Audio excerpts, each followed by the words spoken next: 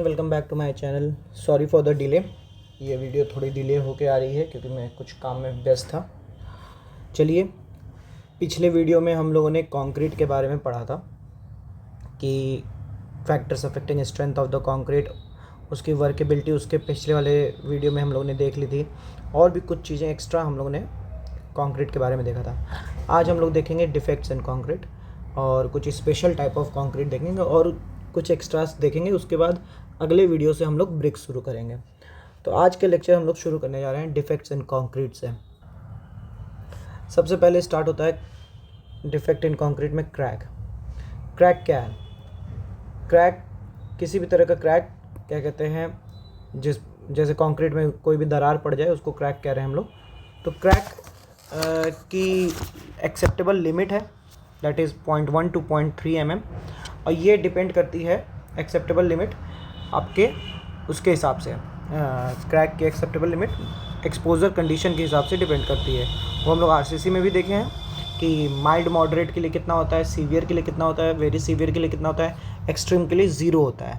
तो mild moderate के लिए 0.3 mm, फिर सीवियर के लिए 0.2 एंड वेरी सीवियर के लिए 0.1 mm एक्सेप्टेबल लिमिट, और एक्सट्रीम के लिए 0।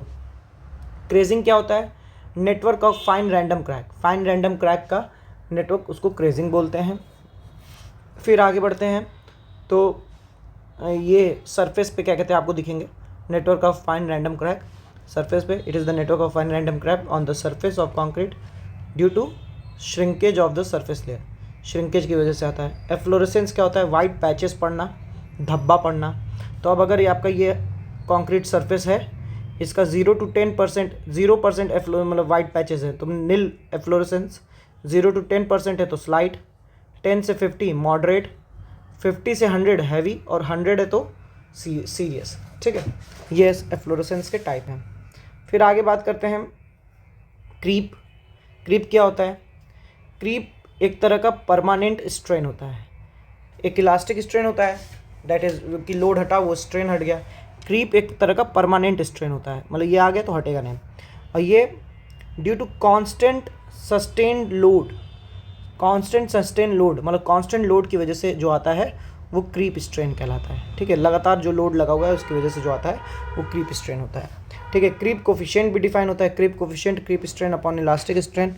और जैसे जैसे टाइम बढ़ता है क्रीप कोफिशिएंट घटते जाता है। समय समय जैसे बढ़ते जाकर वो क्रीप की वैल्यू घटने लगेगी क्योंकि हमारा कंक्रीट मजबूत होते जाएगा। तो as of loading 7 days, 28 days, 1 year, तो ये थीटा की वैल्यू घटते जाएगी। Theta that is creep coefficient 2.2, 1.6, 1. ये का बहुत पूछता है कि एज ऑफ लोडिंग पे क्रीप हमारा। ठीक है, फिर बात करें हमारा इफेक्टिव मॉड्यूलस ऑफ इलास्टिसिटी या यंग्स मॉड्यूलस। ये EC अपॉन 1+θ होता है। दैट इज़ EC क्या होता है? 5000 √FC, ये हम लोगों ने कंक्रीट में स्टार्टिंग में पढ़ा था। और ये अपॉन 1+θ। तो जैसे जैसे ये एज बढ़ते जाएगा, थीटा कम होते जाएगा, थीटा कम होते जाएगा, तो ई इफेक्टिव बढ़ता जाएगा। ठीक है, तो अब क्रीप के बारे में कुछ बातें। क्या कि पहला चीज़ कि creep increases when aggregate content and relative humidity is low. कि अगर एग्रीगेट कंटेंट कम है या रिलेटिव ह्यूमिडिटी कम है तो क्रीप बढ़ता है। और क्या है? Creep increases when cement content, air entrainment, water cement ratio, temperature, ये सारी चीज़ें हाई होंगी तो क्रीप बढ़ेगा। क्या? Cement, air entrainment, water cement ratio और टेम्परेचर, ये सब ज़्यादा रहेगा तो क्रीप बढ़ेगा। रेट ऑफ क्रीप, क्रीप का रेट जो है वो डिक्रीज़ करेगा विथ टाइम, ये भी हम लोगों ने देख लिया है। क्रीप स्ट्रेन आफ्टर 5 year या at 5 year taken as the terminal creep, मतलब ये बोला जाता है कि 5 साल पे जो क्रीप वैल्यू मिल रही है दैट इज़ टर्मिनल क्रीप। अब इससे ज़्यादा नहीं होगा क्योंकि हमारा कंक्रीट वेल इस्टेब्लिश हो गया या वेल हार्डन हो गया है। तो कभी कभी ये स्टेटमेंट ये भी आता है कि after 5 year concrete creep is nil, तो ये भी सही स्टेटमेंट है। ठीक है, कि 5 साल के बाद निल क्रीप हो रहा है या टर्मिनल क्रीप आ रहा है। ठीक है, इन RCC structure it is advantage since it cause better distribution of stresses. RCC structure में क्रीप का एक एडवांटेज है क्योंकि ये better distribution of stresses, strain और स्ट्रेसेस को बेटर डिस्ट्रीब्यूट कर देता है ओवर द क्रॉस सेक्शन। ठीक है, अगला है और बहुत इंपॉर्टेंट है श्रिंकेज। ठीक है। श्रिंकेज के टाइप और श्रिंकेज, सबसे पहले तो जानिए श्रिंकेज है क्या। Reduction of volume, reduction in volume of concrete as it hardens due to water loss, water loss की वजह से जो रिडक्शन हो रहा है वॉल्यूम में, दैट इज़ कॉल्ड श्रिंकेज। ठीक है। और कई कारण से, केवल वाटर लॉस नहीं, केमिकल चेंजेस, ठीक है, लोडिंग टू टेंसाइल स्ट्रेसेस और क्रैकिंग, इसकी वजह से क्या होता है, ये श्रिंकेज की वजह से टेंसाइल स्ट्रेसेस आते हैं जो आगे चल के क्रैक करा देते हैं। ठीक है। तो श्रिंकेज क्या है, वॉल्यूम में reduction due to water loss, chemical changes. ठीक है। वाटर लॉस, इवेपोरेशन और ब्लीडिंग की वजह से हो सकता है। श्रिंकेज की वजह से क्या हो रहा है, it leads to tensile stresses which leads to cracking. अब श्रिंकेज के टाइप्स देखिए, plastic, drying, carbonation. Plastic shrinkage क्या है, अब इनके की पॉइंट याद रखिएगा कि just after pouring of concrete, मतलब जैसे ही पोर किए हम लोग कंक्रीट तो तुरंत लॉस ऑफ वाटर जो हो रहा है उसकी वजह से जो श्रिंकेज आएगा दैट इज़ प्लास्टिक श्रिंकेज, और ये सरफेस ऑफ कंक्रीट पे आएगा। ड्राइंग श्रिंकेज क्या है, it occurs after setting and hardening of the concrete, मतलब हमारा कंक्रीट सेट हो जाए या हार्डन हो जाए उसके बाद जो क्या कहते हैं श्रिंकेज हो रहा है, that is drying shrinkage. It occurs after setting and hardening of concrete, और ये क्यों होता है, due to loss of capillary water. फिर आता है कार्बोनेशन श्रिंकेज। कार्बोनेशन श्रिंकेज कम होता है, और इसका कारण क्या है, this is minor type of shrinkage due to reaction of CO2 with hydrated cement. Hydrated cement के साथ, दैट इज कैल्शियम हाइड्रोक्साइड के साथ CO2 रिएक्ट करके स्लैकिंग करा देता है, और उसकी वजह से वॉल्यूम चेंज होता है, तो वही क्या कहते हैं, कार्बोनेशन श्रिंकेज कहला जाता है। ठीक है। तो एटमॉस्फेरिक CO2, लेकिन ये बहुत माइनर होता है। ठीक है, ये ध्यान रखिएगा, ये बहुत माइनर होता है। आगे बढ़ते हैं। The carbonation slowly penetrate the outer surface of the cement और micro cracking occurs, micro cracking होती है। This occurs due to medium humidity, medium humidity की वजह से होगा। Result in increase in strength and reduction in permeability, ये भी वही बात बोला है कि when CO2 from atmosphere enters the concrete, the shrinkage is caused by dissolution of crystal of CaOH twice and deposition of calcium carbonate in its place. The new product form result is less volume. Less volume का new product बनेगा। ठीक है। And last one, autogenous shrinkage. ये क्यों हो रहा है? It occurs without external moisture loss due to hydration consuming its own internal water. इसमें हो क्या रहा है कि ये बाहर की वजह, बाहर पानी बाहर नहीं बह रहा, इसमें अंदर ही क्या कहते हैं हाइड्रेशन में उसका जो वाटर है वो लग जा रहा है, और हाइड्रेशन की वजह से जो इंटरनल वाटर है वो कंज्यूम हो जा रहा है, that is autogenous shrinkage. It causes self desiccation and capillary tension, इसकी वजह से कैपिलरी टेंशन आता है, specially in high performance concrete. ये किस में होता है, हाई परफॉर्मेंस कंक्रीट में, with lower water to binder ratio and leads to early age cracking. Early age cracking इसी की वजह से होती है। और बात करते हैं कि श्रिंकेज को फैक्टर्स क्या क्या अफेक्ट करेंगे। तो श्रिंकेज में फैक्टर्स देखिए, सबसे पहले low EC means modulus of elasticity, Young's modulus.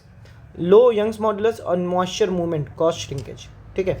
अगर आपका कंक्रीट लो यंग्स मॉड्यूलस कम है या मॉइस्चर मूवमेंट हो रहा है तो श्रिंकेज होगा। साइज ऑफ एग्रीगेट बड़े रहेंगे तो श्रिंकेज होगा।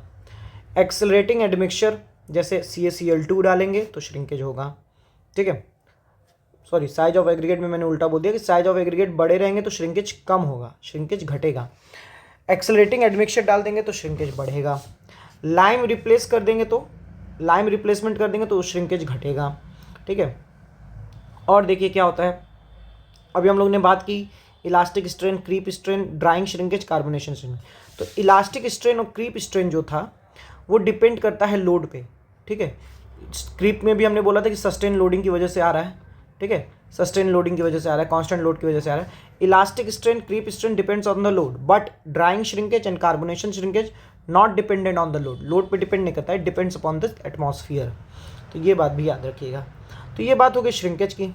अब कुछ जल्दी से हम लोग देख लेते हैं नॉन डिस्ट्रक्शन टेस्ट। इसके बाद मुझे लगता है स्पेशल टाइप ऑफ कंक्रीट है। अगर मैं देखूंगा कि वीडियो को ज़्यादा लंबी होगी तो उसको छोटा कर दूंगा, तो देख लेते हैं। फिर ये ख़त्म हो जाएगा तो फिर अगला फॉर्म वर्क और उसके बाद ब्रिक है। चलिए, मैं स्पेशल टाइप ऑफ कंक्रीट और फॉर्म वर्क को एक वीडियो में कर लूँगा। ठीक है, वापस आते हैं अपने टॉपिक पे। हाँ, कि अब हमारा शुरू हो रहा है non destructive test, non destructive test वही होते हैं जिसमें क्या कहते हैं सैंपल को तोड़ना नहीं पड़ रहा है या हमारा स्ट्रक्चर को तोड़ना नहीं पड़ रहा है। सबसे पहला है Schmidt rebound hammer test, ultrasonic pulse velocity test, maturity test, concrete core test, pull out test, penetration test, radioactive test. ठीक है, पुल आउट टेस्ट को पार्शियल नॉन डिस्ट्रक्टिव कहते हैं क्योंकि ये पार्शियली नॉन डिस्ट्रक्ट करता है। तो आगे बढ़ते हैं। सबसे पहला है rebound hammer test, Schmidt rebound hammer test. ये क्या है, इसमें एक एपरेटस रिबाउंड हैमर टाइप का एपरेटस है, उसको क्या कहते हैं कंक्रीट पे मारते हैं, तो जिस तरह से वो रिबाउंड करके वापस आता है उसकी वैल्यू को नापते हैं। ये इससे क्या मिलता है, it provide useful information for surface layer up to 30 mm depth. 30 mm depth तक की सरफेस लेयर का यूजफुल इंफॉर्मेशन दे सकता है, कंप्रेसिव स्ट्रेंथ दे सकता है। और ये सूटेबल किसके लिए, suitable for concrete having compressive strength 20 to 60 MPa। ठीक है, इसमें यही होता है कि एक रिबाउंड हैमर टाइप का होता है, वो वापस जितना उसको छोड़ते हैं, जब रिलीज़ करते हैं तो वो कंक्रीट सरफेस पे लड़ता है, लड़ने के बाद वापस आता है, तो जितना वापस आता है उसके बेसिस पे हम लोग कैलिब्रेट करके वैल्यू देते हैं कंप्रेसिव स्ट्रेंथ की। ठीक है, फिर आगे है अल्ट्रासोनिक पल्स वेलोसिटी टेस्ट। तो इसमें हम लोग एक तरफ क्या कहते हैं, एक तरफ से पल्स वेलोसिटी मतलब वेव को इंट्रोड्यूस करते हैं, दूसरी तरफ से रिकॉर्ड करते हैं, तो उसके स्पीड को नापते हैं। तो अब देखिए dynamic Young's modulus and of elasticity of concrete, मतलब यंग्स मॉड्यूलस ऑफ इलास्टिसिटी, मतलब dynamic Young's modulus of elasticity को ये मेजर करता है अल्ट्रासोनिक पल्स वेलोसिटी टेस्ट। तो वेलोसिटी ऑफ साउंड जो है वो function of elasticity and density है, इलास्टिसिटी और डेंसिटी का फंक्शन है वेलोसिटी ऑफ साउंड। ठीक है, तो बात करते हैं वेलोसिटी ऑफ पल्स, मतलब वही वेलोसिटी ऑफ साउंड जो भी हम लोग उसमें वेव इंसर्ट कर रहे हैं, वो उसकी वेलोसिटी अगर 4.5 किलोमीटर पर सेकेंड से ज़्यादा है तो एक्सेलेंट क्वालिटी है, क्योंकि जितना ज़्यादा डेंस होगा, जितना ज़्यादा इलास्टिक स्ट्रेंथ होगा, उसमें उतना जल्दी वेव ट्रांसफ़र हो जाएंगी। ठीक है, 3.5 to 4.5 good, 3 to 3.5 medium and less than 3 kilometre पर सेकेंड डाउटफुल, मतलब लो क्वालिटी का। अब ये देखिए टेस्ट डिपेंड किस पे करता है, test depends upon the following parameters, क्योंकि ये वेव है तो ये टेम्परेचर पे भी इफेक्ट करेगा, रेनफोर्समेंट है तो रेनफोर्समेंट उससे भी लड़ेंगे वेव, उस पर भी इफेक्ट करेगा, internal and external moisture content, मतलब आपके जो अंदर जो भी डिस्टर्बेंस होंगी उसमें वो क्या कहते हैं वेव इंटरेक्ट करके डिफ़र करेंगी। तो internal external moisture content, smoothness of the surface, आपको पता है कि अगर स्मूथ सरफेस होगा तो ज़्यादा रिफ्लेक्ट कर जाएगी। तो ये सारी फैक्टर्स क्या हैं जो ये पल्स वेलोसिटी टेस्ट पे अफेक्ट करेंगे, temperature, reinforcement, internal external moisture, smoothness of surface. अगला है मैच्योरिटी टेस्ट। ठीक है, मैच्योरिटी अभी हम लोगों ने ऊपर देखी थी कि टाइम इनटू टेम्परेचर था। तो मैच्योरिटी, अगर दो डिफरेंट कंक्रीट सैंपल हैं, दोनों की मैच्योरिटी सेम है तो उनका जो कंप्रेसिव स्ट्रेंथ होगा वो भी सेम होगा। ये मैच्योरिटी मीटर से मेज़र किया जाता है, और इससे ये भी हम लोग पता करते हैं कि कब हम लोग को फॉर्मवर्क रिमूव करने की ज़रूरत है। फॉर्मवर्क भी आगे हम लोग देखेंगे क्या होता है। ठीक है, कंक्रीट कोर टेस्ट होता है। कंक्रीट कोर टेस्ट में हम लोग ड्रिल करते हैं,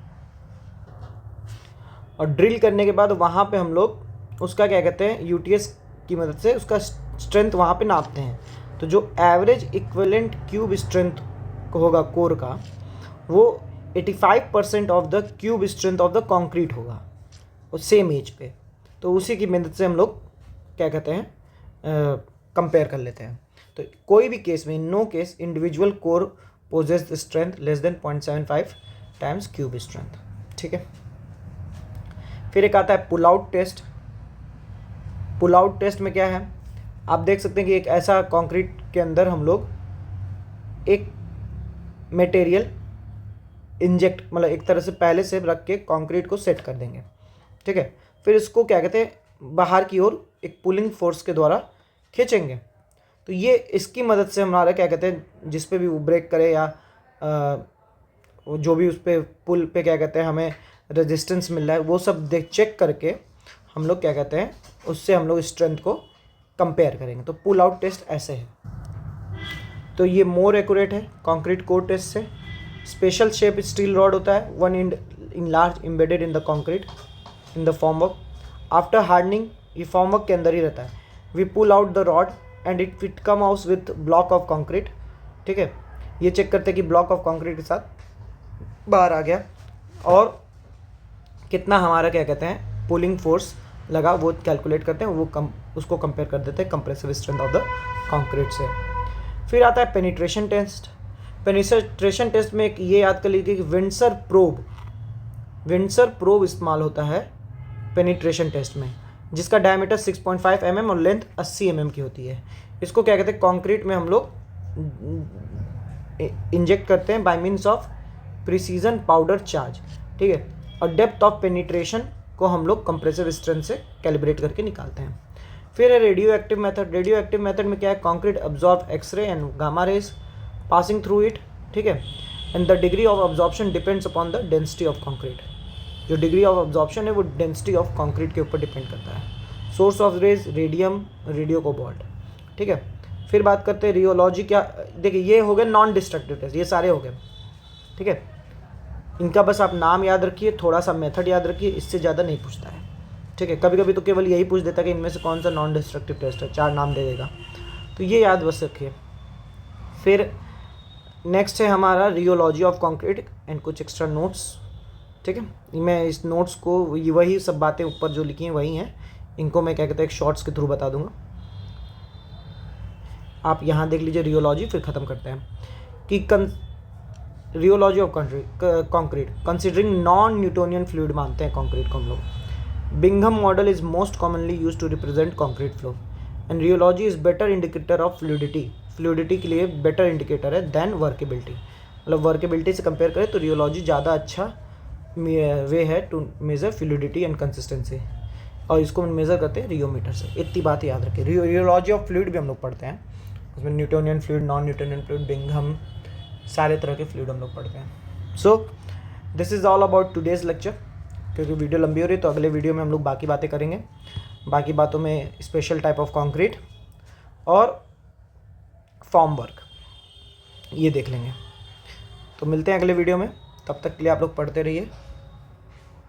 बाय बाय।